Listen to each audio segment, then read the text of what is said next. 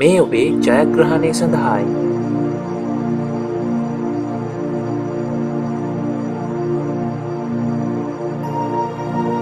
සමාගම් ගිණුම්කරණය දෙවන කොටස 2 2018 දින සීමා සහිත අරුණළු සමාගම රුපියල් 50ක් සාමාන්‍ය කොටස් ලක්ෂයක් අයදුම් පත්‍ර සමග මුළු මුදල් ලබා ගැනීම සඳහා මාජනය වෙත නිකුත් කරලා තියෙනවා.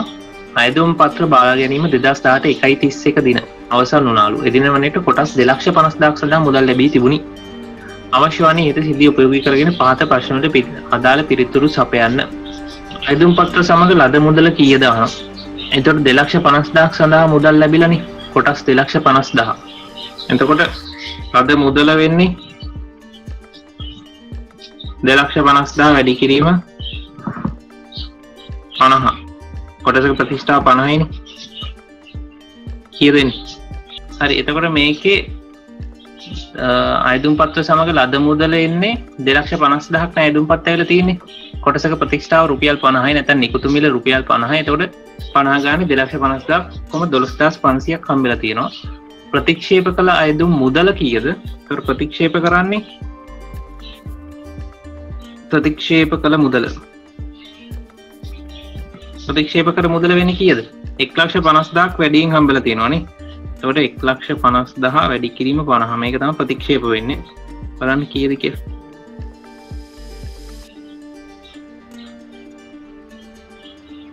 7,500ක් ප්‍රතික්ෂේප වෙනවා. ප්‍රාග්ධනිත කළ වටිනාකම කොපමණද? නැත්නම් විභජනය කළ කොටස් වල වටිනාකම කොපමණද? මේ ප්‍රාග්ධනිත කරන එකට කියන තවත් නමක් තමයි විභජනය කරනවා කියන එක. දෙකම එකයි. අර විභජනය කරලා තියෙනවා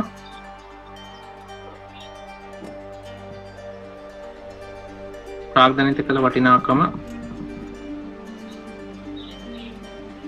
එන්නේ අපි නිකුත් කරන්න බලාපොරොත්තු වෙච්ච ප්‍රකාශිත ප්‍රාග්ධනයම තමයි. කියන්නේ ලක්ෂය වැඩි කිරීම 50 නැත්තම් මෙතන 12,500න් 7,500 කඩු කරාමත් එන්නේ එකම ගාන තමයි. 5000යි නේ. ලියන 5යි. ඊළඟට අහනවා මුදල් ගිණුමට සියලු මුදල් ගිණුමට සියලු අයදුම් මුදල් ලැබුණි නම් ගණදුණු කිරීමට අවශ්‍ය ජර්නල් සටහන් මුදල් සමග දක්වන්න. සියලු අයදුම් මුදල් ලැබුණි නම් එතකොට පොදු ජර්නල් එකක් ඇඳ ගන්න.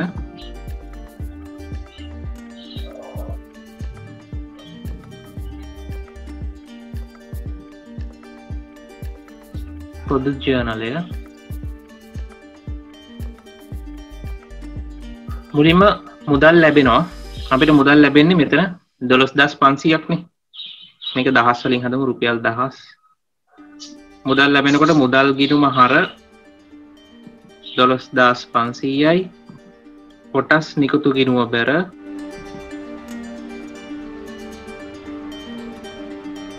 12,500යි සංලක්ෂය ලියන්න අයදුම්පත් සමග ලද මුදල සටහන් කිරීම. ලද මුදල සටහන් කිරීම. ඊට පස්සේ මොකද කරන්න ඕනේ?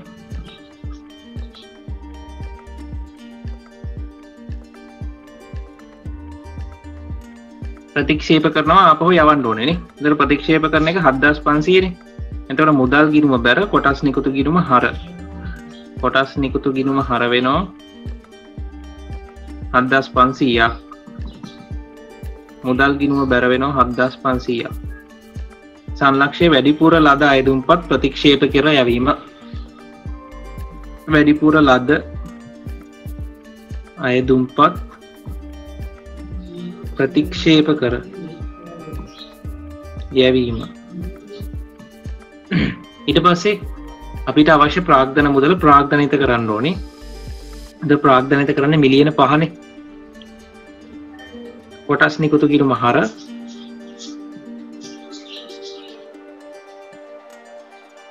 මිලියන 5යි 5000යි. සාමාන්‍ය කොටස් ප්‍රකාශිත ප්‍රාග්ධන ගිණුම බැර වෙනවා 5000. සංලක්ෂය ලියන්න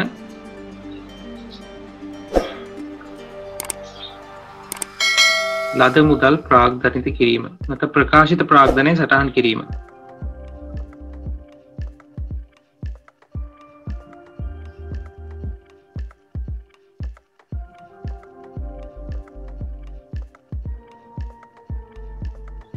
හරිනේ. එතකොට දැන් මෙතන අපි කතා කරේ වැඩි මුදල් හම්බුනොත් මොකද වෙන්නේ කියලා. දැන් අපි නිකුත් කරන්නේ රුපියල් මිලියනයක කොටස් නම් මිලියනයක් කොටස් නිකුත් කරන්න බලාපොරොත්තු වෙනවා ප්‍රකාශිත ප්‍රාග්ධනයේ විදිහට කොටස් ලක්ෂයක්. අපිට මේකට මිලියන 1යි ලක්ෂ 2ක් මිලියන 1යි ලක්ෂ 5ක් විදිහට හම්බුනොත් අපි ඒව ආපහු ප්‍රතික්ෂේප කරලා යනවා. නැත්නම් ඒක මේකේ විකල්ප දෙකක් තියෙනවා. ප්‍රතික්ෂේප කර යැවීමයි අපි දැන් මේ ද්විත්ව සටහන් කරේ මේකට විතරයි. අනිත් එක සමානුපාතික විභජනය. මේකෙනුත් ගණන් මම දෙනවා. දැන් අද නම් එක් කරන්නේ සමානුපාතික විභජනය අපි ඊළඟ දවසේ කරමු. එතකොට ප්‍රතික්ෂේප කර යෑමෙන් සමානුපාතික විභජන විකල්ප දෙක වැඩි අයදුම් ලැබුණොත් එතකොට මේ වටිනාකමට වඩා අඩුවෙන් ලැබුණොත් ඒකට කියනවා අපි ඌණ දායකත්වයක් කියලා. වැඩියෙන් ලැබුණොත් අපි කියනවා අධි දායකත්වයක් කියලා. ඌණ දායකත්වයක් ආවොත් අපිට ගන්න පුළුවන් ක්‍රියාමාර්ග මොනවාද? අන්න ඒ ටික තමයි මෙතන දීලා තියෙන්නේ. කොටස් නිකුත් කිරීමේදී දැකිය හැකි අධි දායකත්වය සහ ඌණ දායකත්වය හා ඒ අවස්ථාවලදී සමාගමට ගත හැකි ක්‍රියාමාර්ග. ඒතර අධි දායකත්වයක් ලැබුණොත් වැඩිපුර ලද අයදුම්පත් ප්‍රතික්ෂේප කරන්න යවන්න පුළුවන්. නැත්නම් සමානුපාතිකව කොටස් විභජනය කරන්න පුළුවන්. ඕන දායකත්වයක් කියන්නේ මේ අපිට ඕන මුදලට වඩා අඩුවෙන් ලැබෙන්නේ. එතකොට එම ලැබුණු අයදුම්පත් සඳහා කොටස් විභජනය කරන්න පුළුවන්. එක්කෝ ඒ ලද ටිකට විතරක් විභජනය කරන්න පුළුවන්. නැත්තම් එහෙම කරන්න පුළුවන් වෙන්නේ මේක දෙවන වරට කොටස් නැත්තම් පළවන වර නෙවෙයි නම් විතරයි එහෙම කරන්න පුළුවන්. පළමු වරට කොටස් නිකුත් කරනකොටම ඒ අපි බලාපොරොත්තු වෙන මුදල ලැබුත් නැත්තම් ඒ සම්පූර්ණ මුදලම අපිට ආපහු දෙන්න වෙනවා. සාමාන්‍යයෙන් දවස් 75ක් ඇතුළත ආපහු කරවලා යවන්න ඕනේ මේ මුදල්. එතකොට මෙහිදී පළමු වරට කොටස් නිකුත් කරන සමාගමක් කොටස් සඳහා ලැබී ඇති මුදල අවම සහභාගී මුදල කියන්නේ මොකද්ද? මේක තමයි අවම සහභාගී මුදල. කියන්නේ අපි බලාපොරොත්තු වෙන ප්‍රකාශිත ප්‍රාග්ධනය. මෙන්න මේ අවම සහභාගී මුදල කියන්නේ එතකොට මේකටම තමයි මේ අවම සහභාගී මුදලවත් අපිට හම්බෙන්නේ නැත්නම් එහෙම අපි සම්පූර්ණ මුදලම ආපහු කොටස් කරවන්න හරවලා යවන්න ඕනේ. ආපසු සමාගම එතකොට සමාගම ආරම්භ කරන්න බලාපොරොත්තු වෙච්ච අය විසිරලා යනවා ඊට පස්සේ. දැන් එනවාට දැන් මේ වගේ මේක එතකොට අවදානමක්. අවදානම ආවරණය කරන්නේ කොහොමද? අවදානම ආවරණය කරන්නේ BS වල තියෙන්නේ මොකක්ද අවදානම ආවරණය කරන්න අපි කරන්නේ? රක්ෂණය කරන්න. ඔව් අපිට මේක රක්ෂණය කරන්න පුළුවන්. ඒකට කියනවා ප්‍රාරක්ෂණය කියලා. කොටස් ප්‍රාරක්ෂණය. එතකොට ප්‍රාරක්ෂණයක් කරලා මෙන්න මේ ඌණ දායකත්වයක් ඇවිල්ලා ඒක අවම සහභාගී මුදලට වඩා අඩු වුණොත් එහෙම අපිට කොටස් ප්‍රාරක්ෂණයක් කරලා ඒ මුදල ලබා ගන්න පුළුවන් රක්ෂණ සමාගමෙන්. හරිනේ. එතකොට කොටස් ප්‍රමාණයක් අපිට හම්බුන්නේ නැත්නම් ඒ ඉතුරු කොටස් ටික පුරවන්න මේ රක්ෂණය ආයතනෙන් හම්බෙනවා. ඔව් ඉතුරු කොටස් ඒ වටිනාකම දැන් හිතමුකෝ අපිට මෙතන අපි කොටස් ලක්ෂයක් නිකුත් කරන්නේ. අපිට අයදුම්පත් හම්බෙන්නේ 90000කට විතරයි. ඒ කියන්නේ ලක්ෂ 9කට විතරයි අයදුම්පත් හම්බෙන්නේ. ඉතුරු 10000 නැහැනේ. ඒ 10000 අපි ගන්නවා රක්ෂණ ආයතනයකින්. එතකොට මේ රක්ෂණ ආයතනේ ඉතින් මේ 10000 ගන්න තමයි අපි රක්ෂණය කරන්නේ. මේක හම්බුනේ නැත්තම් මේ රක්ෂණ ආයතනේ අපිට ඒ කොටස් 10000 අපි මිලට ගන්නවා. එතකොට අපිට කොටස් ලක්ෂ්‍යම නිකුත් කරලා තියෙන. එතකොට සමාගම කිසි ප්‍රශ්න නැතුව පටන් ගන්න පුළුවන්. අවම සහභාගී මුදල තියෙන හින්දා. නැත්තම් අර අවදානමක් තියෙනවනේ මේ සමාගම සම්පූර්ණ අවම සහභාගී මුදලවත් හම්බුනේ නැත්තම් විසිර යන්න වෙනවනේ. නැත්තම් කැන්සල් කරන්න වෙනවනේ ඔක්කොම. ඒකෙන්ද අපි ඒක රක්ෂණය කරනවා. හරි ඊට පස්සේ හිමිකම් නිකුතුව මම කලිනුත් කිව්වා මොකක්ද හිමිකම් නිකුතුව කරන්නේ?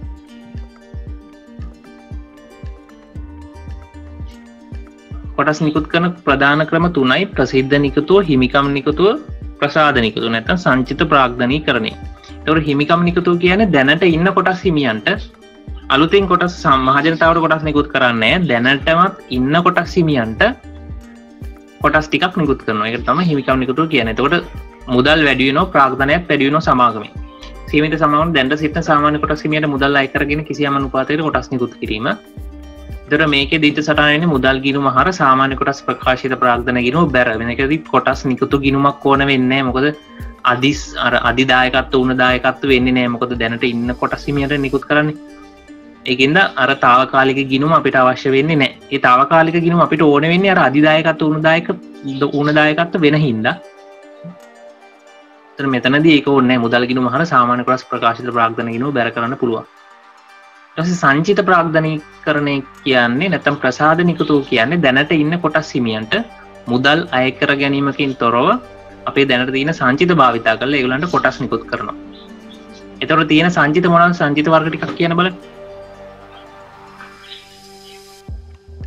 ප්‍රධාන සංචිත තමයි තියෙන්නේ පොදු සංචිත, රඳවාගත් තිපයුම්, ප්‍රත්‍යාගණන සංචිත. තව සංචිත වර්ග ගොඩක් තියෙනවා. මේ තුන තමයි ප්‍රධාන විදිහට එල්ලලා තියෙන්නේ. පොදු සංචිත, රඳවාගත් තිපයුම්, ප්‍රත්‍යාගණන සංචිත. ඒතකොට අපි හිතමු දැන් මේ ප්‍රසාද නිකුවක් වෙන හැටි මම කියන්නම්. අපිට තියෙනවා පොදු සංචිත විදිහට රුපියල් ලක්ෂ 5ක්. රඳවාගත් තිපයුම් විදිහට ලක්ෂ 5ක් තියෙනවා. ප්‍රත්‍යාගණන විදිහට මිලියනයක් තියෙනවා. සාමාන්‍ය කොටස් අපිට තියෙනවා මිලියන 2ක්. එතකොට අපිට ඕනේ මෙන්න මේ සාමාන්‍ය කොටස් ප්‍රමාණය වැඩි කරගන්න. සාමාන්‍ය කොටස් ප්‍රමාණය මිලියන 2යි තියෙන්නේ. මෙතන මේ ප්‍රත්‍යාගණන සංචිතයක් විදිහට මේක තියලා වැඩක් නැහැ. අධ්‍යක්ෂකවරු හිතනවා මේක සාමාන්‍ය කොටස් විදිහට මාරු කරන්න. එතකොට අපි කරන්නේ මේ ප්‍රත්‍යාගණන සංචිත අපි හිතමු මේගොල්ලන්ට ලක්ෂ 5ක් මාරු කරන්න ඕනේ කියලා. ඒ ලක්ෂ 5ක් මෙතනින් අයින් කරලා, කියන්නේ ප්‍රත්‍යාගණන සංචිත ගිණුම බැරටනේ තියෙන්නේ. ඒ ප්‍රත්‍යාගණන සංචිත ගිණුම හර කරලා සාමාන්‍ය කොටස් ප්‍රකාශිත ප්‍රාග්ධන ගිණුම බැර කරනවා ලක්ෂ 5ක්. එතකොට වෙන්නේ මෙතනින් ලක්ෂ 5ක් අඩු වෙනවා. මෙතනට ලක්ෂ 5ක් එකතු වෙනවා. එතකොට මුදල් කොහෙටවත් එහෙ මෙහෙ වෙන්නේ නැහැ. තියෙන සමාගමේ තියෙන හිමිකමම වෙන තැනකින් තව තැනකට මාරු වෙන එක තමයි වෙන්නේ. ඒතකොට කොටස් හිමියන්ගේ හැබැයි අයිතිය වැඩි වෙනවා ලක්ෂ 5කින්. දැන්ටමත් ඉන්න කොටස් හිමියන්ට මොකක් හරි අනුපාතයකට තමයි ලක්ෂ 5ක කොටස් දෙන්නේ ඒගොල්ලන්ට නිකම්. ඒතකොට ඒගොල්ලන්ට ඒක වාසියක්. ඒතකොට සාමාන්‍ය කොටස් හිමියන්ට තියෙන තව වාසියක් තමයි මොකද්ද? ප්‍රසාද කොටස් හිමිවීම. අර ඡන්දයිති හිමිවීම, ලාභාංශ හිමිවීම වගේම තවත් වාසියක් තමයි ප්‍රසාද කොටස් හිමිවීම. ඒක තමයි BSලත් කරන්නේ. ප්‍රසාද කොටස් හිමිවීම කියනෝනේ මේ සාමාන්‍ය කොටස් හිමියන්ට තියෙන වාසිය කියලා එකක් තියෙනෝනේ. එතකොට ඒකත් හරි. සංකල්ප සිතිමි කියලා ආයෙ දීලා තියෙනවා සාරාංශයක්. හිමිකම් කොටස් නිකුතුවේදී මුදල් ප්‍රවාහය වැඩි වෙනවා. සීමා සහිත පොදු සමාගමක සාමාන්‍ය ප්‍රාග්ධනයේ වැඩිවීමක් වෙනවා. එතකොට සංචිත ප්‍රාග්ධනීකරණය කිරීමකදී මුදල් ප්‍රවාහයක් වෙනස් වෙන්නේ නැහැ. ඔක ගොඩක් අය MCQ වල අහන මුදල් ප්‍රවාහය කතාව. ඉතින් මෙන්න මේ ටිකට කියන බල හිමිකම් නිකුතුව හා සංචිත ප්‍රාග්ධනය කිරීම අතර අසමානතා.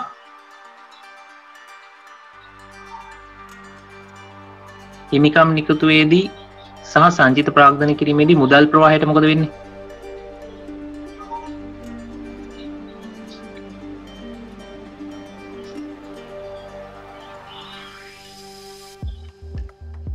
මුදල් ප්‍රවාහය හිමිකම් නිකුතුවේදී වැඩි වෙනවා. සංචිත ප්‍රාග්ධනීකරණයේදී මුදල් ප්‍රවාහයක් වෙන්නේ නැහැ. වෙනසක් නැහැ. හිමිකම් නිකුතුවේ මුළු හිමිකම වැඩි වෙනවා හිමිකම් නිකුතුවේදී. සංචිත ප්‍රාග්ධනීකරණයේදී හිමිකමේ වෙනසක් වෙන්නේ නැහැ. හිමිකම් නිකුතුවේදී සංචිත භාවිතා කිරීමක් වෙන්නේ නැහැ. සංචිත ප්‍රාග්ධනීකරණය කරනකොට සංචිත භාවිතා කිරීමක් වෙනවා. කොටස්කරුවන්ගේ ප්‍රමාණය හිමිකම් නිකුතුවේදී මොකද වෙන්නේ?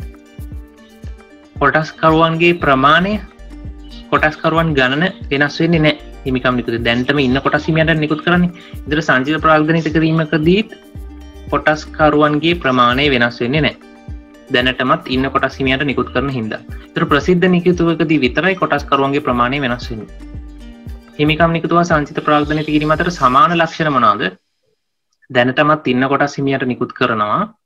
කොටස්කරුවන්ගේ ප්‍රමාණය වෙනස් වෙන්නේ නැහැ. ප්‍රසාද නිකුතුව චුට්ටක් අයිමත් කියන්නකෝ. තේරුන්නේ නැහැ පොඩ්ඩක්. ප්‍රසාද නිකුතුව ප්‍රසාද නිකුත්තුව මේකට කියනවා සංචිත ප්‍රාග්ධනීකරණය කියලත්.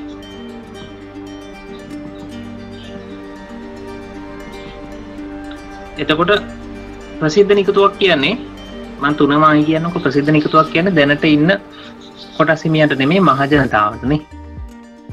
මහජනතාවට ප්‍රසිද්ධියේ කොට ආරාධනා කරලා කොටස් නිකුත් කරනවා. එතකොට මහජනතාවට ප්‍රසිද්ධිය ආරාධනා කරලා කොටස් නිකුත් කරනකොට අපි කොටස් වෙළඳපොලේ මහජනතාවට ආරාධනා කරනවා සංස්ථා ප්‍රකාශයක් නිකුත් කරලා අපේ කොටස් මිලට ගන්න කියලා.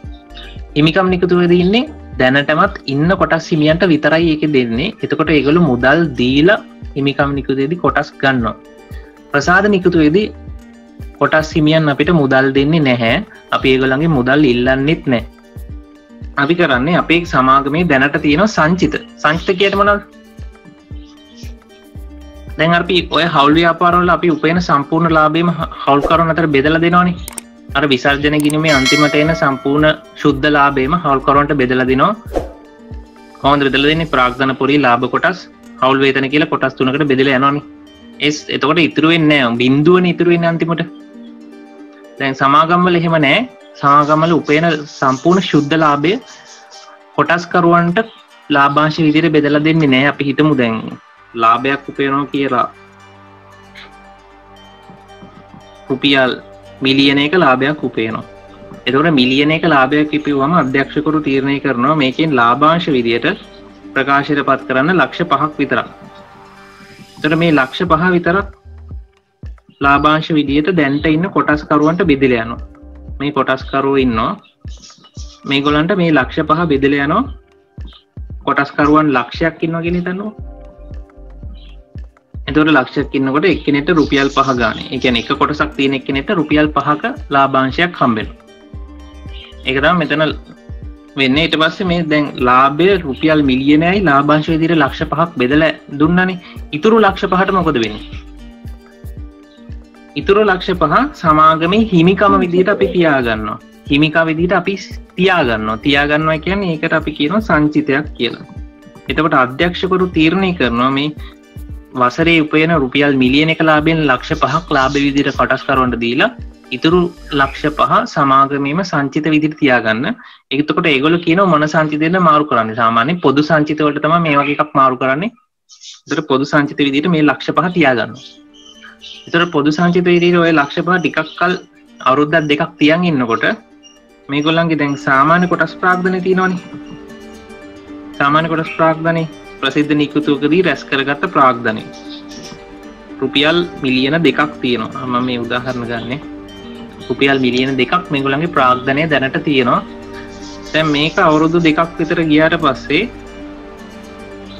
අධ්‍යක්ෂකවරු තීරණය කරනවා මෙහෙම සංචිත විදිහට තියන් ඉඳලා වැඩක් නැහැ. අපි මේක ප්‍රාග්ධන විදිහට මාරු කරමු කියලා. එතකොට කරන්නේ මේ සංචිත ගිරිබෙන් අයින් කරලා සාමාන්‍ය කොටස් ප්‍රාග්ධන විදිහට එකතු වෙනවා. එතකොට සංචිත වලින් ලක්ෂ 5ම අයින් වෙනවා. මෙතනින් ලක්ෂ 5ම අයින් වෙලා එතකොට මේ සංචිත කියන්නේ දැනට තියෙන හිමිකමක්නේ. පොදු සංචිත සාමාන්‍ය තියෙන බැරට හිමිකම් තියෙන බැරටෙන්. ඒතර පොදු සංචිත ගිණුම බැරට ලක්ෂ 5ක් තියෙනවා අපේ. ඒක අපි හර කරනවා ලක්ෂ 5ක්. පොදු සංචිත ගිණුම හර ලක්ෂ 5යි සාමාන්‍ය කොටස් ප්‍රාග්ධන ගිණුම බැර කරනවා ලක්ෂ 5ක්. එතකොට මෙතනට තව ලක්ෂ 5ක් එකතු වෙනවා. එතකොට වෙන්නේ හිමිකමම අඩු වෙලා හිමිකමම ආයතව වැඩි වෙච්ච එක. එතකොට වෙනසක් නැහැ. හිමිකමේ වෙනසක් නැහැ. නේ? බලපෑමක් නැහැනේ. දැන් තේරුණාද? එතකොට මුදල් ගලායමක් හෝ මුදල් ගලායාමක් නැහැ. දැනට ඉන්න කොටස්කරුවන්ට අපි මේක දෙනවා. දැනට ඉන්න කොටස්කරුවන්ට දෙනවා කියන්නේ දැන් මෙතන මිලියන 2ක කොටස් තියෙනවනේ. මිලියන 2ක කොටස්කරුවන් ලක්ෂයක් ඉන්නවා කියලා හිතන්නකෝ. මේ ලක්ෂයටම තමයි මේ ලක්ෂ 5ක කොටස් දෙන්නේ. ඒගොල්ලන්ටම මේ ලක්ෂ 5ක කොටස් බෙදලා දෙනවා. මොකක් හරි අනුපාතයකට තමයි බෙදලා දෙන්නේ. ඒක අනුපාතය තීරණය කරන්නේ ඉතින් අධ්‍යක්ෂකවරු. ඒක අපිට ගාන එන විදිහට තමයි බලන්න වෙන්නේ. ගානේ කියනවා මොකද්ද අනුපාතය කියලා. දැන් ඔය ඉස්සරහට ගානක් තියෙනවා. ඒක බලන්න. ඒක තියෙනවා.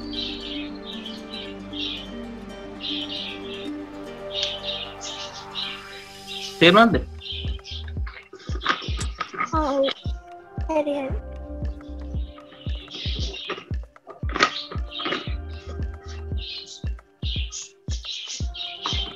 සීමා සහිත ඇතුගල්පුර පොදු සමාගමේ 2018 1 දිනට මූල තත්ත්ව ප්‍රකාශය උත්කෘත දීලා තියෙනවා. එතකොට මේකේ දීලා තියෙන බලන්න මේ සාමාන්‍ය කොටස් ප්‍රාග්ධනය කොටස් ලක්ෂයක් තියෙනවා. එතකොට වටිනාකම මිලියන 4ක් තියෙනවා. එතකොට සංචිත තියෙනවා සංචිත වර්ග 3ක් ප්‍රත්‍යාගන සංචිත පොදු සංචිත රඳවාගත් තිපීම් කියලා. ඒවා වටිනාකම දීලා තියෙනවා. එතන මේක ගන්න ප්‍රත්‍යාගන සංචිත 1000ක් තියෙනවා. පොදු සංචිත 500යි රඳවාගත් තිපීම් 2000යි. ඔක්කොම සංචිත වල වටිනාකම 3500ක් තියෙනවා. එතකොට මේ සමාගමක හිමිකම හැදෙන්නේ මෙන්න මේ ටිකේ. ප්‍රකාශිත ප්‍රාග්ධනය සංචිත කියන දෙකම එකතුව තමයි හිමිකම කියන්නේ. දැන් හවුල් ව්‍යාපාරික හිමිකම කියන්නේ මොකද්ද? හවුල්කරුවන්ගේ ප්‍රාග්ධන ගිණුම් සහ ජංගම ගිණුම් වල එකතුවනේ. සමාගමක හිමිකම කියන්නේ ඔන්න ඔය ප්‍රකාශිත ප්‍රාග්ධනය සහ සංචිත වල එකතුව. හරි. එතකොට මේ දෙකම හිමිකමට ඇතුළත් වෙනවා. මේක යහනේ මොනවද බලන්න 2018 1 දින අධ්‍යක්ෂ මණ්ඩල විසින් පහත තීරණ ගන්නා ලදී. සමාගමේ දැනට තිබෙන සෑම සාමාන්‍ය කොටස් 4කට එක බැගින් රුපියල් 40ක ප්‍රතිෂ්ඨාවකට රඳවාගත් තිපීම් ප්‍රාග්ධනිත කිරීම. ඒතකොට රඳවාගත් තිපීම් කියන්නේ සංචිතයක්.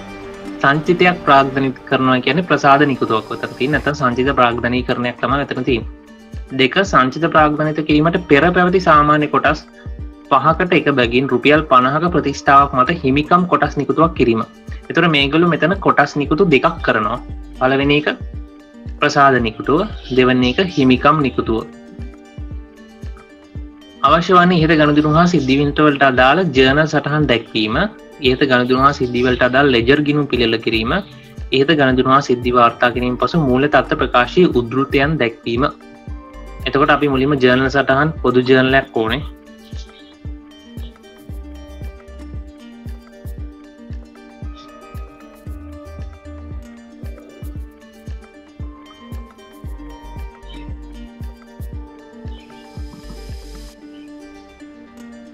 පොදු ජර්නලය දෙවනි ගාන තුන්වෙනි ගාන තුනනේ.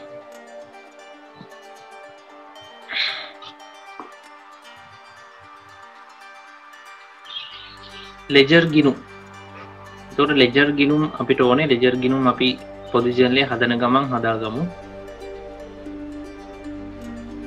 එතකොට පළවෙනි එක බලමු. සමාගමේ දැනට තිබෙන සෑම සාමාන්‍ය කොටස් 4කට එක බැගින් රුපියල් 40ක ප්‍රතිස්ථාවට රඳවාගත් තිබීම ප්‍රාග්ධනිත කිරීම. එතකොට දැනට සාමාන්‍ය කොටස් තියෙනවා.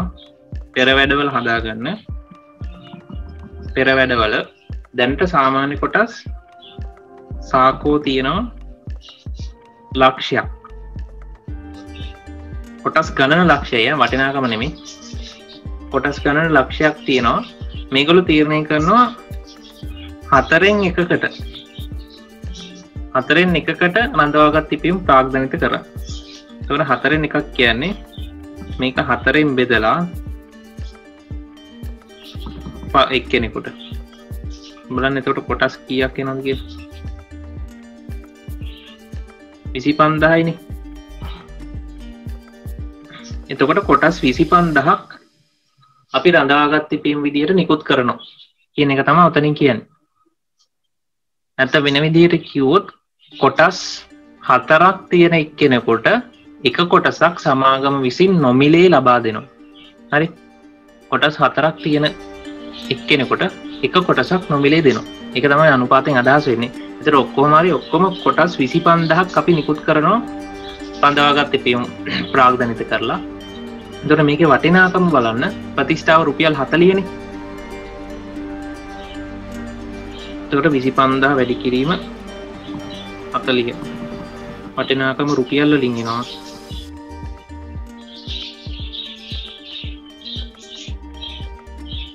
මිලියනය. එතකොට මිලියනයක් තමයි රඳවාගත් තිබීම ප්‍රාග්ධනිත කරන්නේ.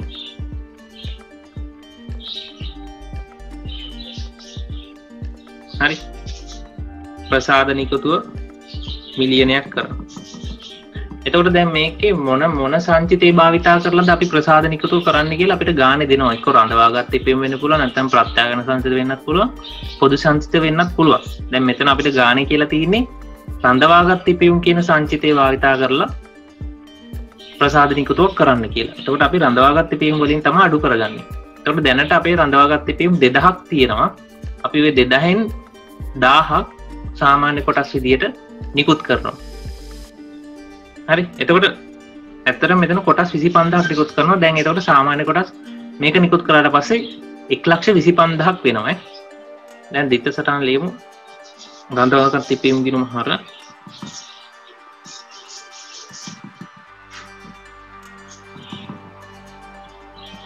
1000යි සාමාන්‍ය කොටස් ප්‍රකාශිත ප්‍රාග්ධන සාමාන්‍ය කොටස් ප්‍රකාශිත ප්‍රාග්ධනය බැර වෙනවා 1000. සංරක්ෂය ලියන්න. රඳවාගත් තිපීම සංචිත භාවිතා කර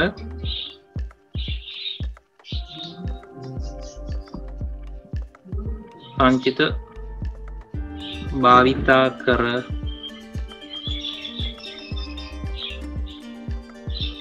කොටස් ප්‍රාග්ධනිත කිරීම. රඳවාගත් ඉපයුම් සංචිත භාවිතා කර කොටස් ප්‍රාග්ධනිත කිරීම. නැත්නම් ප්‍රසාද නිකුතුවක් කිරීම කියලා ලිව්වත් ඇති.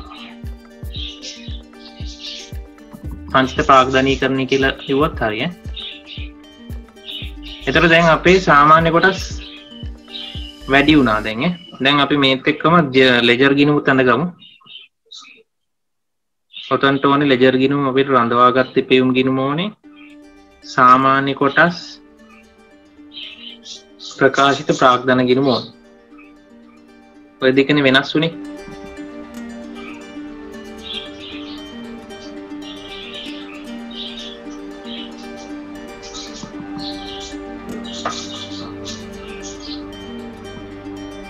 එතකොට රඳවාගත් තිපීම් ගිණුමේ ශේෂය දාගන්න 2000ක් තියෙනවා.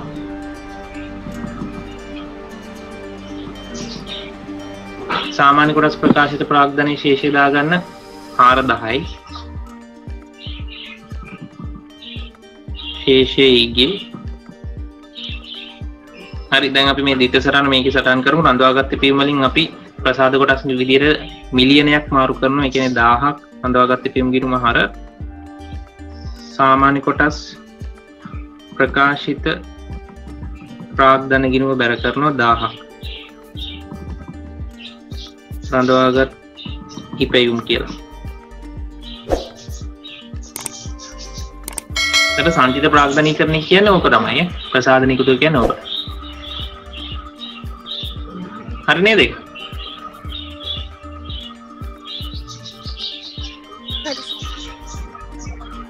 දෙක සංචිත ප්‍රාග්ධනය කිරීමට පෙර පැවති සෑම සාමාන්‍ය කොටස. ඒ කියන්නේ පෙර සංචිත ප්‍රාග්ධනය කිරීමට පෙර පැවති. ඒ කියන්නේ ලක්ෂය තමයි උතෙන්ට ගන්නෙ. සංචිත ප්‍රාග්ධනය කිරීමට පස්සේ 1,25,000 වෙනවා. ඒක ගන්න බෑ. පෙර පැවති සෑම සාමාන්‍ය කොටස් පහෙන් එකකට බැගින් රුපියල් 50ක ප්‍රතිෂ්ඨාවක් මත හිමිකම් කොටස් නිකුතුවක් කිරීම. එතකොට මේකෙත් පෙර වැඩවල හදන්න. එතන සාමාන්‍ය කොටස් අපි ගන්නෙත් ලක්ෂයම තමයි. සංචිත ප්‍රාග්ධනීකරණයට පෙර තියෙන එකනේ. එතන මේක පහෙන් බෙදලා එකෙන් වැඩි කරනවා. පහෙන් බෙදුවාම 20000යි. එතකොට 20000ට කොටසක ප්‍රතිෂ්ඨාව 50යි. එතකොට හිමිකම් නිකුතු අපි කරන්නේ රුපියල් මිලියනයකට. ඒත් මිලියනයකටම තමයි. හරි. එතකොට අපි ලක්ෂෙම තමයි ගත්තේ. ලක්ෂය 5න් බෙදලා එකෙන් වැඩි කරා. අනුපාතය 5ට 1 අනුපාතයනේ. කොටස් 20000ක් නිකුත් කරනවා තව. කොටස් 20000ක් නිකුත් කරනවා කියන්නේ රුපියල් 50 ගානේ රුපියල් මිලියනයක කොටස් ඔක්කොම නිකුත් කරනවා. එතකොට හිමිකම් නිකුතුව මිලියනයයි. එතකොට හිමිකම් නිකුතුව අපි ජර්නල් සටහන් කරමු. පොදු ජර්නලේ මුදල් ලැබෙනවා. මුදල් ගිණුම හර 1000යි. සාමාන්‍ය කොටස් ප්‍රකාශිත ප්‍රාග්ධන ගිණුම බැර වෙනවා 1000ක්. සංලක්ෂය ලියන්නේ හිමිකම් නිකුතුව කියලා. හිමිකම් නිකුතුව කියලා සංලක්ෂය ලියන්න.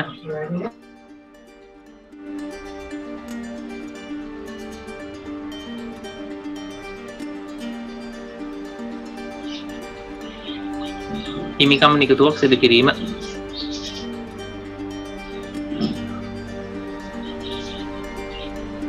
හරි එතකොට ඔක මේ ලෙජර් ගිණුම වල සටහන් කරන්න ඕන. මුදල් ගිණුමක් අඳගන්න. මම මුදල් ගිණුමක් අඳින්නේ නැහැ. සාමාන්‍ය කොටස් ප්‍රකාශිත ප්‍රාග්ධන ගිණුම බැර කරන්න 1000ක් මුදල් කියලා. හරි. එතකොට දැන් අපේ රඳවාගත් පියුම් ගිණුම ශේෂ කරන්න සාමාන්‍ය කොටස් ප්‍රකාශ ප්‍රාග්ධන ගිණුම ශේෂ කරලා ඉතුරු ශේෂය ගන්න. ශේෂය පාගේ සාමාන්‍ය කොටස් ප්‍රකාශිත ප්‍රාග්ධන ගිණුම ශේෂ කරන්න 6 10යි. එතකොට දැන් සාමාන්‍ය කොටස් ඔක්කොම මිලියන 6ක තියෙනවා. පාගේ ශේෂය මිලියන 6ක තියෙනවා.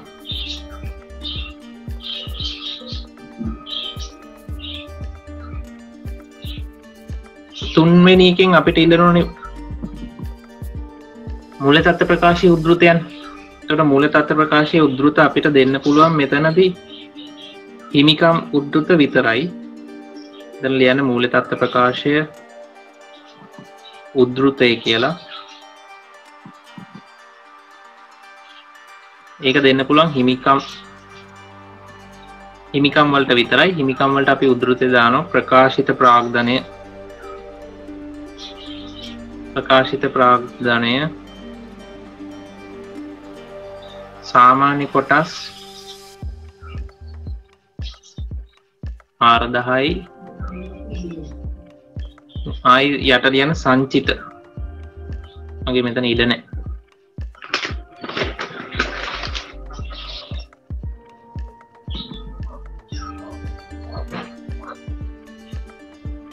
ප්‍රකාශිත ප්‍රාග්ධනය සාමාන්‍ය කොටස්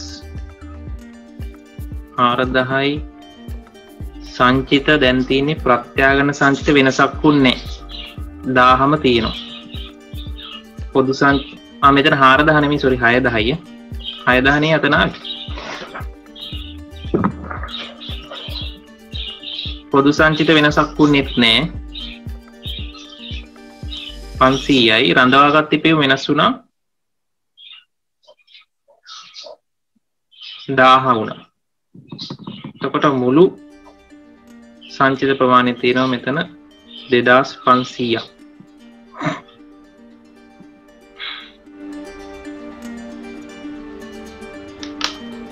එතනි ඔච්චරයි. එතකොට දැන් ප්‍රසිද්ධ නිකතුව කරන්නේ කොහොමද කියලා දන්නවා. හිමිකම් නිකතුව කොහොමද කියලා දන්නවා. ප්‍රසාද නිකතුව කොහොමද කියලා දන්නවා. ඒතර ඕක ගැළපීම විදිහට එනවා සමාගම් ගානේ.